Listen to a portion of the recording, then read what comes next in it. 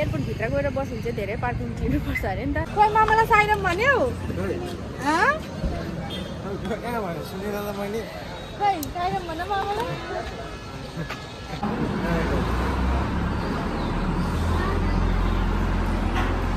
एकछिन मामा मान्छेले भेटेर जाने भनेर चाहिँ किनेको लडेछ नि हौ। Hello everyone, welcome back to my new blog. आजको ब्लग चाहिँ एकैचोटि यहाँ मैले कहाँबाट स्टार्ट गर्दैछु भने अहिले बजे 10:10 मिनट जाँदैछ हो। अन्त यो हाइवे चाहिँ हो एयरपोर्टको हाइवे है बागडोग्रा। अन्त यहाँ खाजासाजा खाइसकेर चाहिँ अब हामी चाहिँ गएको एयरपोर्ट चाहिँ किन गएको भन्दाखेरि अलिकति भिडियोमा देखिहाल्नु भयो र पुरा स्टोरी बुझ्नुको लागि चाहिँ भिडियो हेर्दै गर्नुहोस् होला हो। अन्त एयरपोर्टभित्र गएर बस्नु चाहिँ धेरै पार्किङ तिर्नुपर्छ अरे नि त। सो हामी चाहिँ अहिले यहाँ दादाले गाडी त्यहाँ राख्नु भएको छ हो, त्यता कता। त अब त्यहाँ आइसकेर मान्छे आइसकेर फोन गरेपछि चाहिँ भाइ आइसकेर फोन गरेपछि चाहिँ जाने भनेर सोचिरहेको छौँ। सो भिडियो चाहिँ हेर्दै गर्नुहोस् होला गाइस। र हामी चाहिँ को आएको छौँ यहाँ हेर्नुहोस्, खै हल्का देखाइदिइहालौँ। यहाँ छ भाइ सानो से हाई खै यहाँमा हो। सो फ्लाइट चाहिँ ल्यान्ड भयो भनेर देखाउँदैछ स्टेटस हो।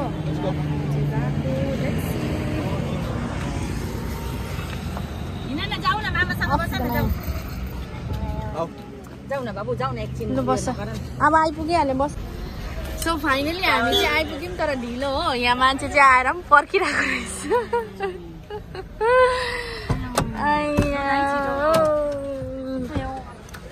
ल ठिकै छ।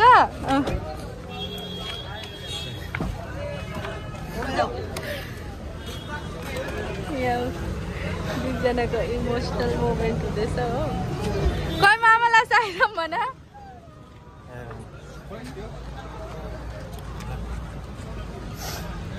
खै मामालाई साइरम भन्यौ?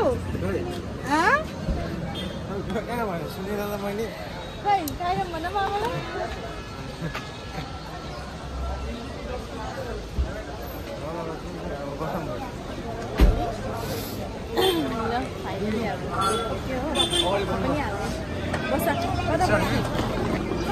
हामी तिनजना हो त्यहाँ हो। र गाइस एयरपोर्टबाट हामी भाइलाई पिक गरेर चाहिँ रिसिभ गरेर चाहिँ सिधै हिँडेर गाडीको अहिले चाहिँ आइपुग्यो ओद्लाबारी हो। हुनु चाहिँ साउबाटतिर रोकेर खाना खाने भन्ने थियौँ। फेरि अब त्यो पार्किङको प्रब्लमहरू भएकोले गर्दाखेरि होस् जाउँ बरु ओद्लाबारी पुगिहालौँ भनेर चाहिँ अहिले हामी आइपुगेको छौँ ओद्लाबारी। अन्त यो होटलमा चाहिँ खानासाना खाने भनेर सबैजना बसिरहनु भएको छ। बाबा पनि आइपुग्नु भएछ हो।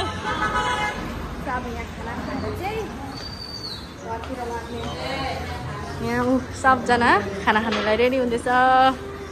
यता छ हाम्रो मान्छे चाहिँ हो। कता फ्यान छेउमा बस्छु। बाबा पनि आइपुग्नु भएछ निकै।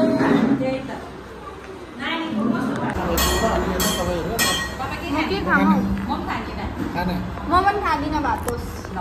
चिकन फ्राई राइस के रे तिमी? पिज्जा रोटी खान्छु। म पनि रोटी खान्छु। तपाईँ त्यसो भए एउटा रोटी मगाऊ। तड्का रोटी चिकन फ्राई राइस तेरो तड्का भात एउटा भात त म पनि रोटी खान्छु। पिज्जा पाउँदैन छोरी यहाँ। पिज्जा पाउँदैन छोरी यहाँ। अब यहाँ पाउँदैन नि त हौ पिज्जा। ल म रोटी खान्छु। डल्लै खाइसक्दैन त तिमी? मामाहरूलाई पनि देऊ। देऊ न त अन्त।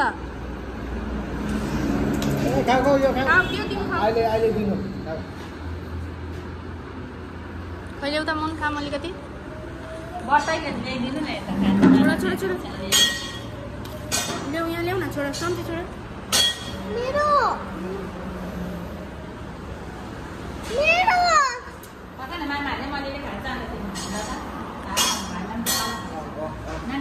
आयो भात आयो भात। यता अब यसले त भात खाँदैन होला। एक प्याकेट खायो। ल एक एक गर्दै सबका हुँदैछ। आमाम चिकनको स्मेल त खतरा त है फ्राइड राइसबाट। यता मामाको फ्राइड राइस खानु जाऊ अलिकति। फ्राइड राइस खाऊ जाऊ सानो। मामासँग खाऊ न अलिकति। अब रोटी गर्ने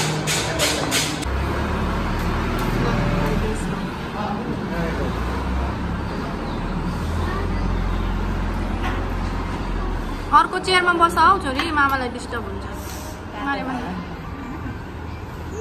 तातो ला ला ला म यता सिलगढी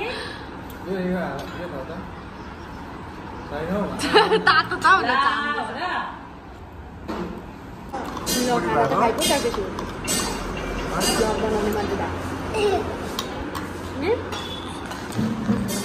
बसाको रोटी फ्राइड राइस केक पनि हो लन्च पनि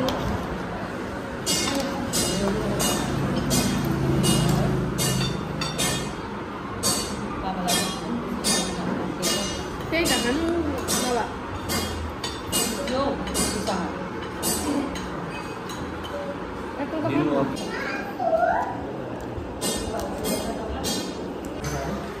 अब खानासाना खाइसकेर चाहिँ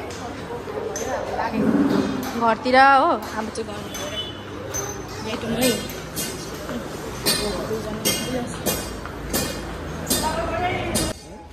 पानी पर्ला जस्तो भयो त ल्या मेरो लडेन प्लान्ट ल्या लडेछ नि हौ भगवान राम भएछ नि हौ त्यहाँ बसेर प्लान्ट किनेको लडेछ नि हौ धन्न अब खानासाना खाएर सिधै घर नगएर चाहिँ यहाँ ठुलो मामा घर आइरहेको छु म अब भाइ छिन् मामा मान्छेलाई भेटेर जाने भनेर चाहिँ के गर्नु त मान्छेहरू सानो छ कि छैन सानोको फेभरेट यहाँ फेरि ऊ गाइज ट्युसन लागेन आज अन्त भनेको होइन मैले लाग्दैन भनेर ल भेटघाट भयो गाइज खोइ मामालाई साइराम भन खोइ साइराम भनेको मामालाई बाबा पनि हुनुहुन्छ आउनु भएको खानु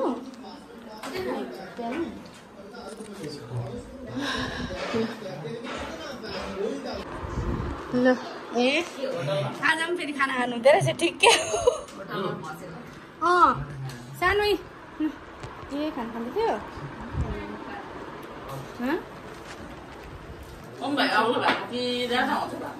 मोटाएर नि आमा बजारमै हुनुहुन्छ यता सुप्रिया दिदीले पनि खाना खाँदै रहेछ ल साथीहरू भ्लगलाई चाहिँ यहाँ एन्ड गर्दैछु ल यो चाहिँ हाम्रो घर जाने बाटो है बगानको कस्तो लाग्यो भ्लग कमेन्ट गर्नुहोस् न